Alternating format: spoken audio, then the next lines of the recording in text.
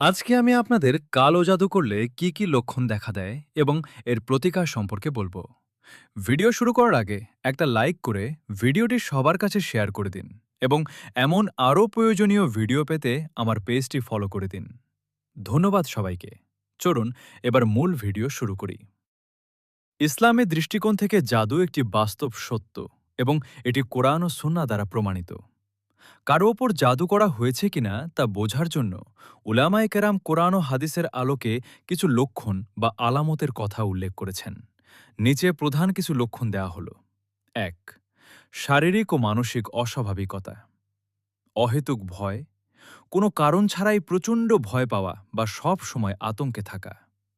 অত্যধিক ক্লান্তি, চিকিৎসাগত কোনো কারণ ছাড়াই শরীরে প্রচণ্ড অবসাদ বা ভারী ভাব অনুভব করা, বিশেষ করে পিঠের নিচের দিকে বা কাঁধে ব্যথা হওয়া।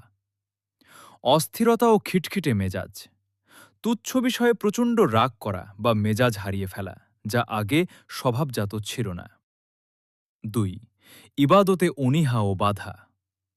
কোরআন তেলাওয়াতে কষ্ট, কোরআন তেলাওয়াত শোনার সময় অস্বস্তি বোধ করা, কান ঝিঝি করা বা শরীর ঝাঁকুনি দিয়ে ওঠা। নামাজে মনোযোগ হারানো, নামাজের সময় প্রচণ্ড হাই তোলা, শরীর কাঁপা বা নামাজ থেকে দূরে থাকার প্রবল ইচ্ছা জাগা। আজান শুনে অস্বস্তি, আজানের ধ্বনি শুনলে মনের ভেতর অস্থিরতা তৈরি হওয়া। ৩. স্বপ্ন ও ঘুমের ব্যাঘাত। ভয়ঙ্কর স্বপ্ন, স্বপ্নে সাপ, বিচ্ছু, কালো কুকুর বা নিজেকে উঁচু স্থান থেকে পড়ে যেতে দেখা।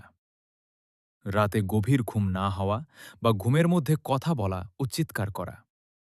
সবাই কমেন্ট করে যাও পরের পার্ট লাগলে। পরের পার্টে বাকিটুকু এবং এর প্রতিকার সম্পর্কে বলবো।